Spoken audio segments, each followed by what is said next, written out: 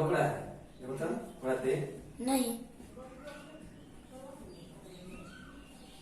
Hi everyone, good morning. कैसे हो? मैं दोबारा आपके साथ कुछ बातें शेयर करूंगा पार्टनरशिप संबंधित। मेरा आज दूसरी वीडियो आपको देखने को मिलेगा। आज मैं दूसरा जो है अपना पार्टनरशिप का जो मटेरियल आपको होना चाहिए वो आपको लोड करूंगा। इसके पहले मैंने उसमें थोड़ी मेरी टेक्निकल मोबाइल की खराबी थी, जिसकी वजह से मैं इतना दिन तक आपसे दूर रहा। मैंने आपको अब तक कोई वीडियो शेयर नहीं कर सका, इसलिए क्षमा प्रार्थी। उसमें बहुत सारी डिफिकल्ट थी, मोबाइल काम नहीं काम कर रहा था, लाइट की प्रॉब्लम थी। आज देखिए चारों तरफ लाइट है। मैंने खूब अपने घर में ही सेटिंग किया है इसको, बाहर तो आना जाना नहीं है लॉकडाउन की वजह से। क्लासेस के अलावा मैंने अपने रूम को ही क्लासरूम बना रखा है। थोड़ा सा मैं चाहता हूँ कि हम अपने बच्चे को, जो मेरे विद्यार्थी है जो अभी बैठे हुए हैं, हटो वहां से, हटो, लत लग जाएगा, हट जाओ उधर से, हटो, बैठो आराम से, बैठो आगे इधर बैठो।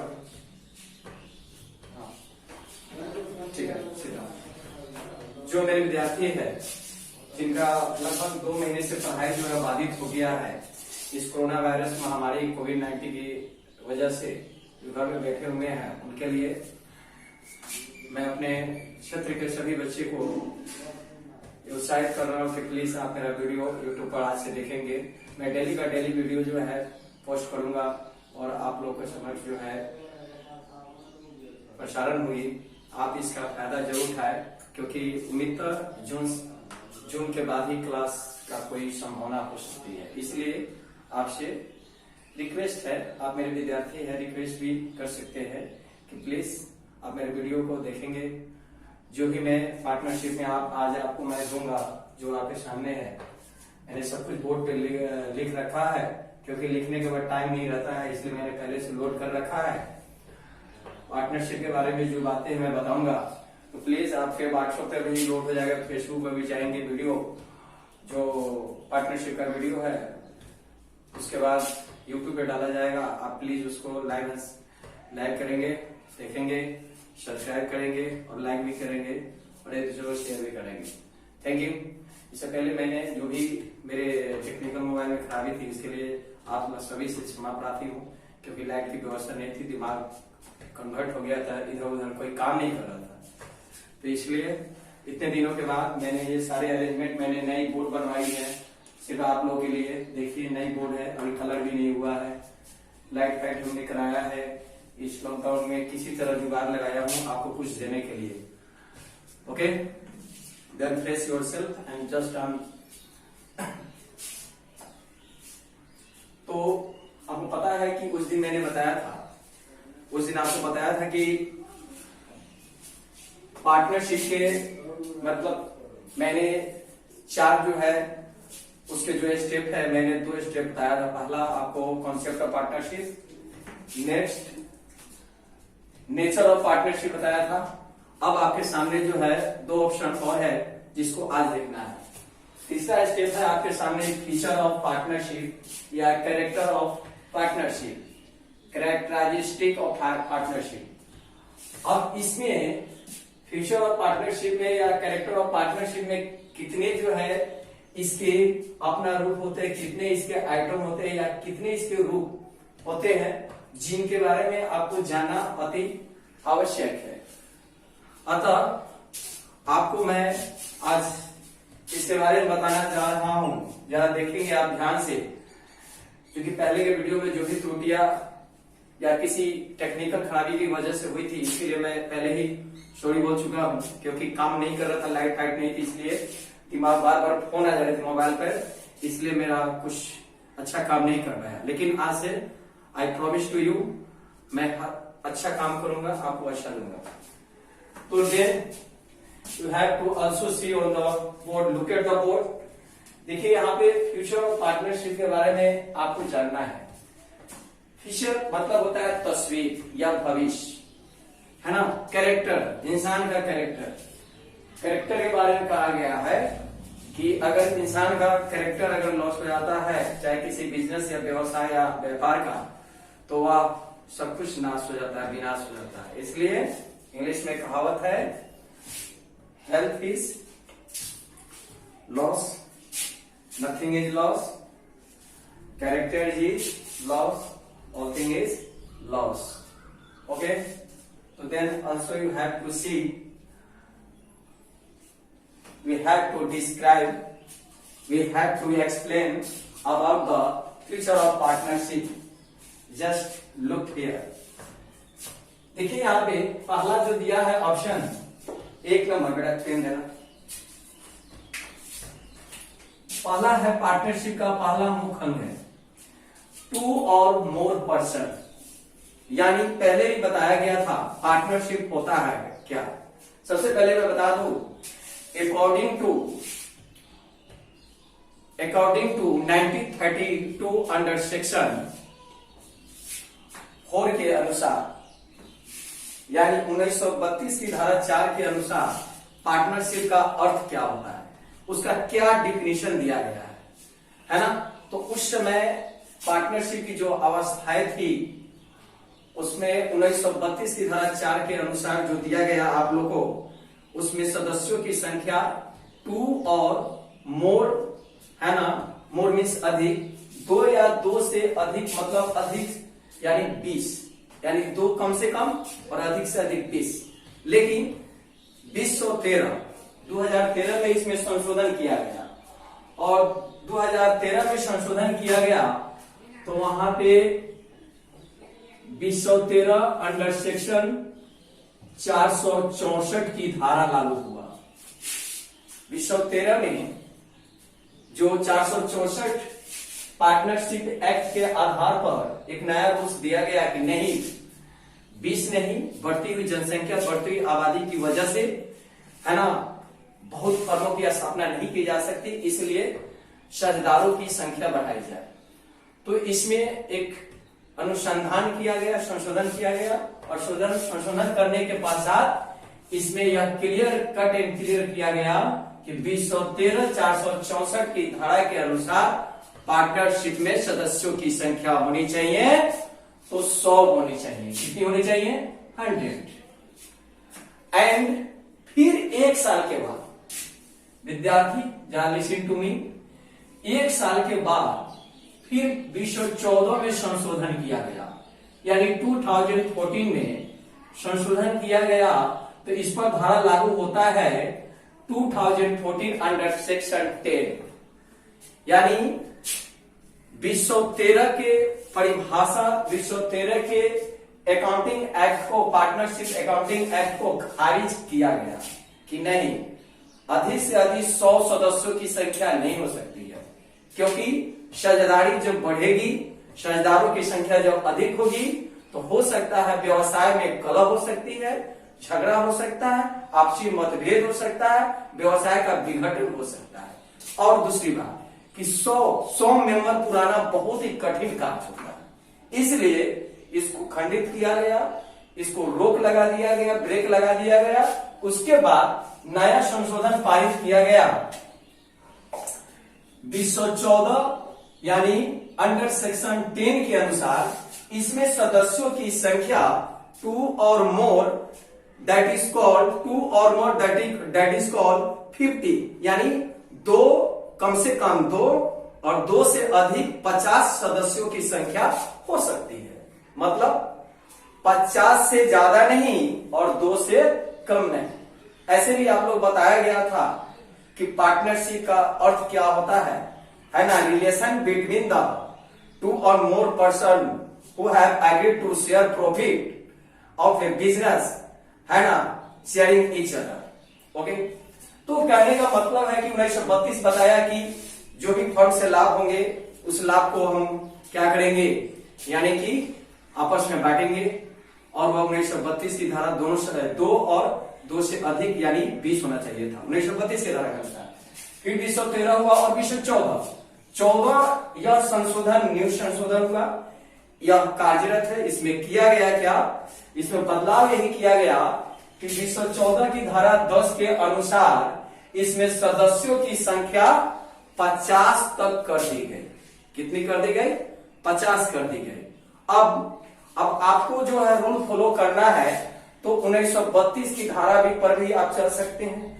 आप 2 भी रख सकते हैं सदस्यों की संख्या, या 10 भी रख सकते हैं, या 15 भी रख सकते हैं, या 20 भी रख सकते हैं। 32 अकॉर्डिंग टू 1932 अंडर सेक्शन 4 है ना। बट अभी के डेट में 214 की धारा 10 के अनुसार इसमें सदस्यों की संख्या 50 कर दी गई है।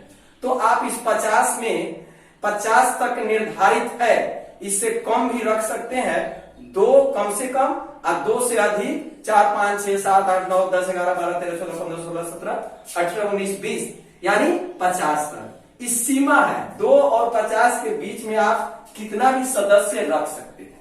एबीसी, एबीसीडी या A B C D E F G H कोई भी सदस्य हो सकता है, राम मोहन श्याम है ना, Radha Krishna. Okay okay then, तो आप समझ गए कि 1932 की धारा के अनुसार सदस्यों की संख्या क्या होती है, क्या थी, यानी 2 कम से कम 2 और अधिक से अधिक 20।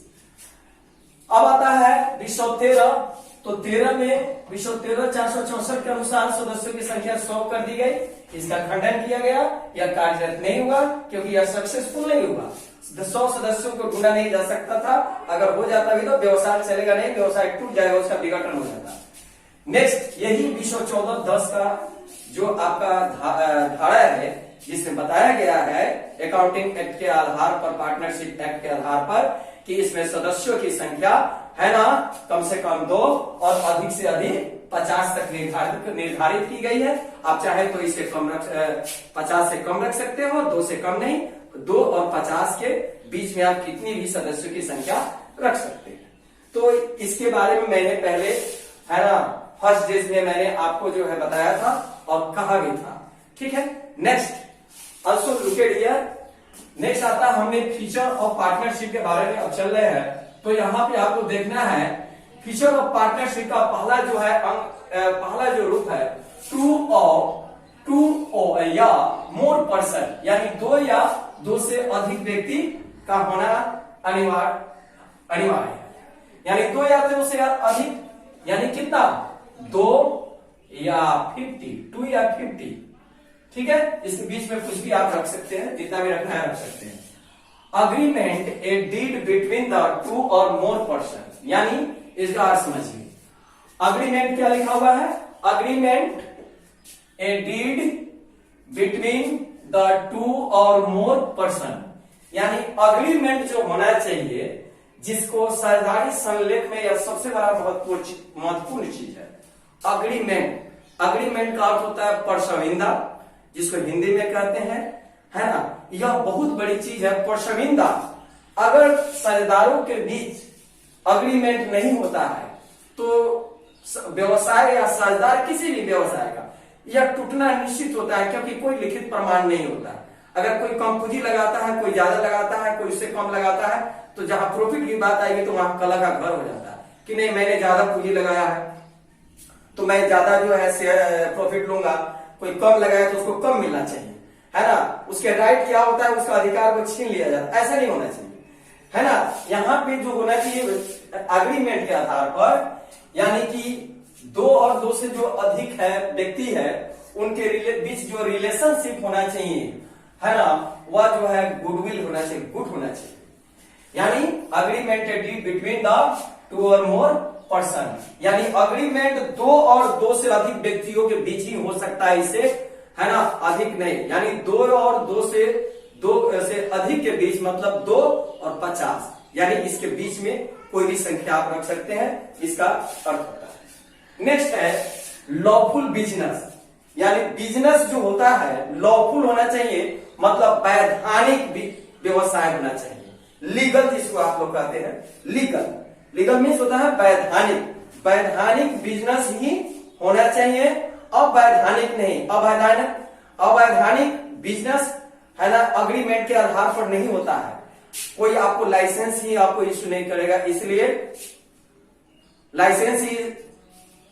लाइसेंस इसको इशू नहीं करेगा। इसलिए लॉफुल बिजनेस होना चाहिए, कानून के दायरे में होना चाहिए, है ना, लीगल यानी वैधानिक व्यवसाय होना चाहिए, कानूनी व्यवसाय होना चाहिए। नंबर नेक्स्ट है 4, प्रॉफिट शेयरिंग। जो भी साझेदारी संगठन में लाभ होता है उस लाभ को हम लोग को आपस में बांटने का ये हक होना चाहिए, है ना। जो जितना भी पूंजी लगाता है या तो पूंजी के अनुपात में या बराबर बराबर अनुपात में, यानी इक्वल रेशियो जिसको कहते हैं, है ना। देयर आर टू है ना पार्ट ऑफ, है ना, डिस्ट्रीब्यूटेड द शेयरिंग प्रॉफिट। यानी first is capital ratio and second is equal ratio. तो आप जो भी फर्म का प्रॉफिट होता है उस प्रॉफिट को आप दो भाग में बांट सकते हैं, यानी कि एक तो कैपिटल रेशियो C/R या equal ratio E/R। Equal ratio में आप इसको बांट सकते हैं। नेक्स्ट आता है ऑपरेटिंग। ऑपरेटिंग का अर्थ होता है, माय डियर स्टूडेंट, है ना, please listen to me. Operating का अर्थ होता है संचालन। संचालन बहुत बड़ी चीज है। संचालन का अर्थ होता है व्यवसाय को, है ना, चलाना, है ना। अगर आप पार्टनरशिप के अनुबंध में आ गए, अगर राम मोहन श्याम ने पार्टनरशिप बनाया और व्यवसाय करना चाहता है तो उस तीनों के बीच तालमेल अच्छी होनी चाहिए, है ना। यानी जितने साल का अग्रीमेंट हुआ है उतने साल तक व्यवसाय चलना चाहिए, है ना। जिसको संचालन लगातार करते रहना चाहिए, बीच में व्यवधान या किसी तरह का रुकावट नहीं आना चाहिए। इसको बोलते हैं ऑपरेटिंग, मतलब संचालन। ठीक है। ऑपरेटिंग एक कॉस्ट है जो थर्ड पार्ट में पढ़ना है, कॉस्ट अकाउंट में आता है, उसमें ऑपरेटिंग कॉस्ट अकाउंट के बारे में बहुत कुछ जानना है ना। फिलहाल आप 12 पढ़ रहे हैं, आगे देखते हैं। नेक्स्ट है 6 number, unlimited liability. Unlimited liability का अर्थ होता है असीमित दायित्व। यानी साझेदारी संगठन में जो भी 214 की धारा या 1932 है ना, तो इसके अनुसार इसमें जो होना चाहिए, यानी बताया गया 214 की धारा के अनुसार, अंडर सेक्शन 10 के अनुसार, कि लायबिलिटी जो होता है अनलिमिटेड लायबिलिटी, यानी साझेदारी संगठन में, साझेदारी संलेख में सदस्यों की जो लायबिलिटी हो सकती है, यानी अनलिमिटेड हो सकती है। यानी कोई भी कितना, यानी व्यवसाय चलाने के लिए या फर्म को चलाने के लिए या साझेदारी संगठन चलाने के लिए किसी भी बैंक सेक्टर से कितना भी लोन इश्यू करवा सकता है। दायित्व के बारे में कोई बंधन नहीं है। किसी भी व्यक्ति से या किसी फंड से या संस्था से, अदर जो है फिनांस कंपनी से, वह अधिक मात्रा में जो है दायित्व ग्रहण कर सकता है, मीन्स लोन ले सकता है। नेक्स्ट आता है बच्चे फंड्स, है ना, पार्टनर आर नॉट सेपरेट। कहा गया बच्चे, यानी कि सातवां जो इसका रूप है, यानी firms partner are not separate, यानी फर्म और पार्टनर, है ना, का कोई अलग अस्तित्व नहीं होता। फर्म और पार्टनर का कोई अलग अस्तित्व नहीं होता। फर्म, आपने अगर साझेदारी संगठन का अगर आपने उद्भव कर लिया, आपने साझेदारी संगठन एग्रीमेंट के आधार पर या मौखिक या एग्रीमेंट के आधार पर, है ना, जो भी आप कर रहे हैं व्यवसाय आपने शुरू कर दिया, तो आपका फर्ज बनता है कि तालमेल अच्छी होनी चाहिए। साझेदारी संगठन में तालमेल बहुत जरूरी होता है, नहीं तो व्यवसाय चल नहीं पाएगा, व्यवसाय टूट जाएगा, बिखर जाएगा। यानी साझेदारों और पार्टनर के बीच जो आपसी संबंध है ना, वह जो है उसका कुछ अलग अस्तित्व नहीं होना चाहिए, उसका अस्तित्व एक समान होना चाहिए, एक ही धारा पर चलना चाहिए। नेक्स्ट, तो आप समझ गए कि फीचर ऑफ पार्टनरशिप के कितने अंग हैं? 1 2 3 4 5 6 7, है ना। इस कैरेक्टर या ये फीचर या भविष्य में अगर पार्टनरशिप अगर आप कभी करना चाहते हैं तो, या इसका रूपरेखा, इसका ये 7 तस्वीर था। इस तस्वीर को आपको दिमाग में रखना है कि यही आपका जो है व्यवसाय का कैरेक्टर होता है। अगर यह कैरेक्टर कोई भी, है ना, साझेदारी संगठन में लागू होता है तो व्यवसाय कभी टूट नहीं सकता, व्यवसाय हमेशा चलते रहेगा। Next also look at here step 4। Step 4 में बताया जाएगा, स्टेप 4 में मेन चीज पार्टनरशिप का आपका ये बहुत बड़ा इंपॉर्टेंट चीज है, यानी इंपॉर्टेंट कंटेंट है, जिसको हम लोग पार्टनरशिप डीड या पार्टनरशिप कंटेंट कहते हैं। कंटेंट का अर्थ होता है विषय वस्तु, या पार्टनरशिप डीड का अर्थ होता है वही विषय वस्तु। नेक्स्ट आपको देखना है कि इसकी विषय वस्तु होती क्या है ना। तो पार्टनरशिप डीड या कंटेंट में आपको मेन जो है पार्टनरशिप के ये सारे मुख्य अंग है, यानी 1 2 3 4 5 6 7 8 9 10 11 12 13 14 15 16 17 इतने तथ्यों पर, इतने विषय वस्तु पर आपको ध्यान देना पड़ेगा। अगर आप ध्यान नहीं देते हो तो आप साझेदारी संगठन के लायक नहीं हो, आपका साझेदारी संगठन चलेगा नहीं, साझेदारी संलेख नहीं चलेगा, चाहे वह ओरल हो चाहे अग्रीमेंट के आधार पर हो, है ना। इन मुख्य तत्वों पर ध्यान देना जरूरी, नहीं तो आपका व्यवसाय बिखर जाएगा, टूट जाएगा, समय से पहले डिसॉल्व हो जाएगा। ओके देन, तो इसमें आपको देखना है कि इसकी विषय वस्तु कंटेंट मीन्स होता है विषय वस्तु। इस विषय वस्तु में कितने कौन कौन से है ना इसके हिस्से आते हैं, कौन कौन से इसका पार्ट है, जरा ध्यान देंगे। एन ओरल और ए रिटेन, एन ओरल और a written agreement between the two है ना मोर पर्सन। ये भी वही कहता है कि अग्रीमेंट जो होता है, अग्रीमेंट सबसे पहले मैं आपको बता दूं 1908 में पारित हुआ था, है ना। आप बुक खोल के देख सकते हैं, सब कुछ लिखा हुआ है। यहाँ पे मैं आपको कम टाइम देने के लिए जो है ये सब कर रहा हूं, तो थोड़ा थोड़ा बता रहा हूं आपको। 1908 में यह पारित किया गया कि साझेदारी संगठन या तो मौखिक ओरल अग्रीमेंट के आधार पर हो सकता है या लिखित यानी रिटेन अग्रीमेंट के आधार पर। लेकिन अगर ओरल है तो आपको 1908 के तहत जो है साझेदारी फर्म का बाद में जो है आपको अग्रीमेंट करा ले तो बेहतर होता है, या कहा लिखा गया या बताया गया है, क्योंकि अग्रीमेंट इंपॉर्टेंट है ना, important of a partnership firm है ना, उसमें सारा लिखित रहता है। अगर मौखिक है तो व्यवसाय का तो कला झगड़ा तो निश्चित है, ये आप भी जानते हैं कि मौखिक कुछ भी अच्छा नहीं होता है, जो रिटेन होता है वही अच्छा होता है, लिखित कागज प्रमाण होना चाहिए उसके बाद सभी साझेदारों के पास। मीन्स हियर लुक एट, अब देखिए जरा, तो मैंने आपको बताया कि an oral a written agreement between the two more person, यानी मौखिक अग्रीमेंट हो या ओरल हो, लेकिन ये 2 और 2 से अधिक व्यक्तियों के बीच ही होना चाहिए। यह कंटेंट है, इसके विषय वस्तु है ना। 2 और 2 से अधिक मतलब 2 और 50 दोनों के बीच में आप कितनी भी सदस्य की संख्या रख सकते हैं। तो इसके बारे में कंटेंट विषय वस्तु बहुत सारे हैं, मैंने बताया कि 17 है, और 17 को एक एक करके हम लोग देखेंगे। उसके बाद कल का मेरा लेक्चर रहेगा, है ना, profit and loss appropriation account. Profit and loss appropriation account आज से रेगुलर मैं आपको वीडियो दूंगा, रेगुलर उसके बारे में आपको समझना है, क्योंकि जब तक ये बंदी रहेगी, लॉकडाउन रहेगा, तब तक मैं आपको एवरी डे आप डेट देख सकते हैं, मैं एवरी डे आपको लोडिंग करूंगा, है ना। जो गलत सही आपको लगता है कमेंट जरूर करेंगे, क्योंकि विद्या का जो होता है भंडार समुंदर होता है। इस समुंदर में हम लोग है ना एक लोटा भी जल निकालने के काबिल नहीं है।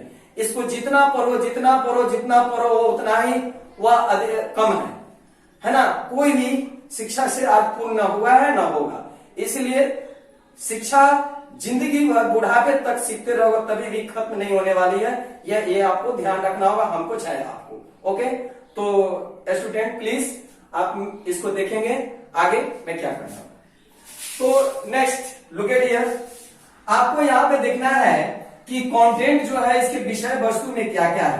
पहला है name and description and address of A partner, यानी पार्टनरशिप का पहला मूल तत्व है, जरा ध्यान दीजिएगा, name and description and address of a partnership. यानी पार्टनरशिप का है ना एड्रेस मूल रूप से होना चाहिए कि आप व्यवसाय कहां लगा रहे हो, है ना, किसके बारे में, डिस्क्रिप्टिव मतलब अबाउट, फर्म के बारे में पूर्ण रूप से, डिस्क्रिप्टिव मतलब होता है के बारे में या फर्म के बारे में या किसके उद्देश्य क्या है इसका। यानी आप फर्म के बारे में आपको बताया कि जो भी आप फर्म लगा रहे हो उसका एड्रेस निश्चित होना चाहिए और उसका नाम होना चाहिए राम एंड मोहन सोहन, है ना, कंपनी एलटीडी, है ना, Ram and Mohan and Sohan company LTD या सीता गीता फॉर्म है ना, इसका नाम होना चाहिए, तो नेम होना चाहिए और उसका एड्रेस होना चाहिए। नेक्स्ट आता है 2 number, name and address of the firm, यानी फर्म का नेम भी होना चाहिए और एड्रेस भी होना चाहिए, है ना। ये उसमें ऊपर वाले में भी लिखा हुआ है लेकिन यहाँ डिस्क्रिप्शन है, तो डिस्क्रिप्शन जो आप जैसे यूट्यूब चलाते हो तो उसमें एक ऑप्शन आता है डिस्क्रिप्शन, यानी यह वीडियो बना रहे हैं तो किस उद्देश्य से बना रहे हैं, किसके लिए बना रहे हैं, है ना, इसके बारे में रहता है लिखा हुआ है। तो देन आपको लिखना है कि name and address of the firm, name और एड्रेस फर्म का होना चाहिए, स्पष्ट रूप से लिखा होना चाहिए, या ओरल हो चाहे अग्रीमेंट हो, अग्रीमेंट है तो लिखित होगा, अग्रीमेंट नहीं है तो अलिखित, लेकिन आपको इसका कुछ न कुछ इसका ब्यौरा होना चाहिए। नेक्स्ट 3rd है address of the place. Address of the place का अर्थ होता है बच्चे कि जिस स्थान पर आप साझेदारी संगठन का निर्माण कर रहे हो, जिस स्थान पर साझेदारी संगठन चलाना चाहते हो, है ना, वहां का मूल रूप से एड्रेस आपको स्पष्ट कर लेना चाहिए कि उसकी एड्रेस क्या है ना। नेक्स्ट है date of commencement of a partnership. Commencement यह बहुत ही सिंपल चीज आप जानते हैं इसके बारे में, है ना, 11th में आपने पढ़ा था business started with cash and capital या इक्विटी, यानी कमेंसमेंट का अर्थ होता है स्टार्ट करना, है ना, स्टार्टेड का अर्थ होता है शुरू करना, आप जानते हैं दोनों सी में स्टार्टेड या कमेंसमेंट, यानी आपने व्यवसाय शुरू करने का तिथि स्पष्ट रूप से होना चाहिए। व्यवसाय शुरू करने का तिथि जो है बच्चे स्पष्ट रूप से होना चाहिए कि किस तिथि को आप व्यवसाय चालू कर रहे हो, यानी सरकारी फर्म का आप संगठन का आप कब इसका स्टार्ट कर रहे हो। नेक्स्ट आता है कैपिटल कंट्रीब्यूटेड बाय पार्टनर्स, यानी कंट्रीब्यूटेड मतलब योगदान, है ना, मतलब कैपिटल जो है तो पूंजी का, यानी कि योगदान जो है किस किस साझेदार के द्वारा हो रहा है, यानी बाय पार्टनर्स, यानी कैपिटल कौन कौन से साझेदार लगाएंगे, अगर 3 साझेदार है तो तीनों में राम कितना लाएगा, मोहन कितना लाएगा, सोहन कितना लाएगा, ये स्पष्ट रूप से लिखित होना चाहिए। नेक्स्ट है rate of interest of capital, यानी rate of interest of capital. आपको पता है कि साझेदारी संगठन में पूंजी पर ब्याज किसी साझेदार को नहीं दिया जाता है, ना उसको सैलरी दिया जाता है ना, यह स्पष्ट रूप से है। लेकिन एक स्पष्ट है कि अगर फर्म ने किसी साझेदार से लोन ले रखा है तो उस लोन पर, है ना, साझेदार को 6% की दर से, है ना, फर्म को ब्याज भरना पड़ेगा, यह स्पष्ट है ना। तो यहां पे हम चर्चा करते हैं बच्चे। नेक्स्ट है यानी कैपिटल कंट्रीब्यूशन बाय पार्टनर, यानी किस किस पार्टनर के द्वारा कैपिटल जो है कंट्रीब्यूशन किया जाएगा। रेट ऑफ इंटरेस्ट, है ना, ऑफ कैपिटल, अगर कोई पूंजी लगाता है तो उस पर ब्याज क्या मिलेगा या नहीं मिलेगा, इस तथ्य पर ध्यान देना जरूरी होता है। नेक्स्ट है rules of rate of interest on loan, यानी अगर कोई साझेदार ने लोन दे रखा है फर्म को तो उस पर उसको किस दर से ब्याज मिलेगा। मतलब आपको पहले ही बताया है ना कि 6% की दर से यह प्रावधान है कि अगर कोई साझेदार अलग से अपने पूंजी के अलावा कोई फर्म को लोन देता है, कुछ अमाउंट यानी कैपिटल के रूप में, लोन के रूप में इन्वेस्ट करता है, तो फर्म उसको 6% की दर से, है ना, ब्याज देगी। अब आते हैं, नेक्स्ट आता है रेमुनरेशन। रेमुनरेशन का अर्थ होता है पारिश्रमिक। पारिश्रमिक किसी साझेदार को, है ना, पारिश्रमिक किसी साझेदार को सैलरी या रेमुनरेशन, ये भी बता दूं, एक सैलरी आता है, सैलरी या रेमुनरेशन, है ना। रेमुनरेशन जो होता है, सैलरी एंड रेमुनरेशन, यानी वेतन और पारिश्रमिक भी किसी साझेदार को अलग से नहीं दी जाती है।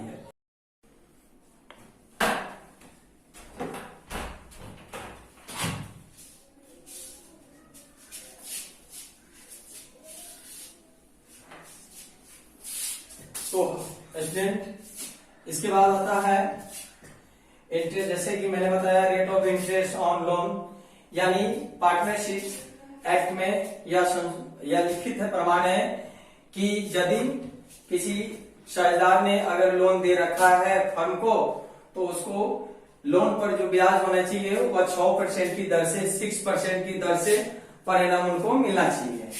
नेक्स्ट आता है इस मूल जो कंटेंट है, ये पार्टनरशिप का जो विषय वस्तु है, उसमें 8वां उसका स्वरूप है रेमुनेरेशन एंड सैलरी।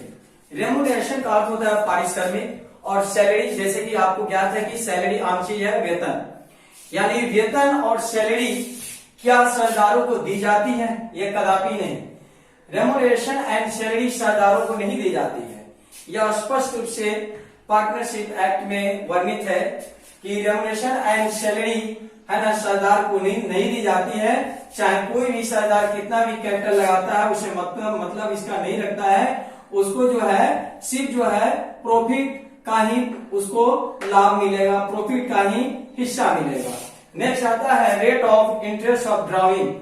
क्या कोई साझेदार अगर है ना आहरण करता है तो क्या आहरण पर उसको ब्याज मिलेगा? नहीं। यह भी पार्टनरशिप एक्ट में वर्णित है कि कोई भी साझेदार अगर साझेदारी फर्म से कुछ अमाउंट आहरण करता है तो उस आहरण पर उसको 1% भी ब्याज जो है यानी नहीं लगता है।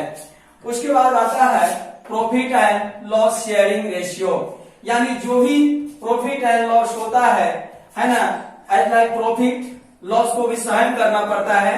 प्रॉफिट अगर साझेदारी संगठन में होता है तो उसको शेयर कैसे करेंगे? यानी प्रॉफिट को शेयर करने का 2 तरीका है। पहला है यानी कि कैपिटल रेशियो एंड दूसरा है इक्वल रेशियो। कैपिटल रेशियो के आधार पर आप प्रॉफिट का है ना शेयर कर सकते हैं। यदि अग्रीमेंट 1908 के तहत हुआ है तो 1908 की धारा के तहत यह वर्णित है कि अगर कोई साझेदारी संगठन में अगर अग्रीमेंट हुआ है तो उस एग्रीमेंट के आधार पर प्रॉफिट का बंटवारा किया जाएगा। नेक्स्ट आता है valuation of assets, valuation of assets and liability. Assets also जानते हैं इसके बारे में कि एसेट्स का मतलब होता है संपत्ति या जायदाद, और लायबिलिटी मतलब होता है दायित्व, यानी फर्म के दायित्वों और संपत्तियों का पुनर्मूल्यांकन या वैल्यूएशन उसका जरूर होना चाहिए कि इस फर्म या व्यवसाय का संपत्ति और दायित्वों का वैल्यूएशन क्या, उसका मूल्यांकन क्या है।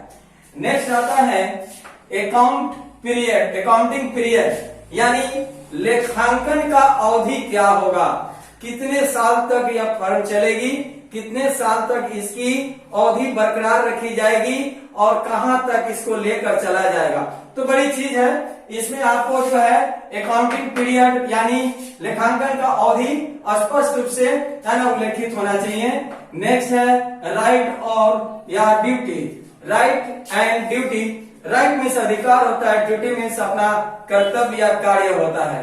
यदि आप किसी फर्म या संस्था में है ना 2-3 साझेदार मिलकर अगर फर्म को आगे चलाना चाहते हैं तो उसमें आपका राइट बनता है, अधिकार बनता है और कर्तव्य भी है कार्य के प्रति कि आप निष्ठा भावना से है ना किसी प्रतिद्वंद की भावना से नहीं, एक गुडविल है ना कर्तव्य की भावना से, अच्छी भावना से आप जो है फर्म का जो है संचालन कर सकते हैं, करना चाहिए। ये सभी साझेदारों का दायित्व होता है। नेक्स्ट है ड्यूरेशन ऑफ पार्टनरशिप फर्म, यानी ड्यूरेशन मतलब अवधि होता है, यानी पार्टनरशिप फर्म की अवधि क्या होना चाहिए, यानी कितने समय तक यह फर्म चलेगा, उसके बाद इसको है ना समापन कर दिया जाएगा। तो ये भी बहुत बड़ी है ना अग्रीमेंट में या कंटेंट ऑफ पार्टनरशिप है ना एक्ट के आधार पर ये बहुत बड़ी चीज रखता है। नेक्स्ट है 15 बैंक अकाउंटिंग ऑपरेटिंग है ना, यानी जानते हैं कि कोई भी कंपनी या फर्म या संस्था विदाउट वित्त फिनांस का नहीं चल सकता है, क्योंकि पर्याप्त पूंजी नहीं होती है। इसलिए यदि आप फर्म या संस्था का निर्माण करते हैं या गठन करते हैं, पुनर्गठन करते हैं, तो आपका दायित्व यह होना चाहिए कि बैंक अकाउंट या किसी वित्त कंपनी से जुड़ जाए। वित्त कंपनी से जुड़ने से ये फायदा होता है, कभी कभी अकस्मात व्यवसाय में लॉस होता है, हानियां हो जाती है, उस हानि को रिकवरी करने के लिए आप किसी वित्त फिनांस कंपनी से लोन लेकर उसको जो है आप जो है यानी अपने कंपनी की हानि को कम कर सकते हैं या फर्म की हानि को कम कर सकते हैं। नेक्स्ट है सेटलमेंट अकाउंट, यानी अकाउंट लेखांकन की जो प्रक्रिया है उसको सही ढंग से आपको सेटलमेंट करना चाहिए, यानी उसका स्वरूप रूपरेखा स्पष्ट होना चाहिए कि सब साझेदारों को यह स्पष्ट समझ में आवे कि इसकी है ना व्यवस्था क्या है। नेक्स्ट है डिसोल्यूशन ऑफ पार्टनरशिप, जैसे कि आपको पार्टनरशिप का अंतिम जो चरण है वह डिसोल्यूशन ऑफ पार्टनरशिप है ना। ये चैप्टर पार्टनरशिप का पहला है, इसके बाद गुडविल आता है, इसके बाद एडमिशन ऑफ पार्टनरशिप आता है, उसके बाद रिटायरमेंट आता है, उसके बाद डेथ आता है, उसके बाद डिसोल्यूशन ऑफ पार्टनरशिप होता है, जिसको साझेदारी संगठन का विघटन कहते हैं। विघटन का मतलब होता है कि फर्म चल नहीं सकता और फर्म एक कदम भी नहीं चल सकता। इस पीरियड में उस होता क्या है, विघटन कब होता है, जब साझेदारी संगठन के अंतर्गत आपसी कलह मतभेद या पागलपन या दिवालिया किसी साझेदार का हो जाना या पूंजी की कमी आ जाना या बार बार लॉस होते रहना, इसके वजह से फर्म का कभी कभी डिसॉल्व कर देना यानी डिसोल्यूशन कर देना ही उचित होता है और उसके सारे संपत्तियों को बेच दी जाती है और सारे दायित्वों का भुगतान कर दिया जाता है। जो शेष बचता है वह साझेदार आपस में प्रॉफिट होता है तो बांट लेता है या लॉस होता है तो अपने अपने घर से अपने अपने है ना यानी अन्य जगहों से उस दायित्वों का है ना प्रति यानी भरण करता है, उस दायित्वों का सहन करता है।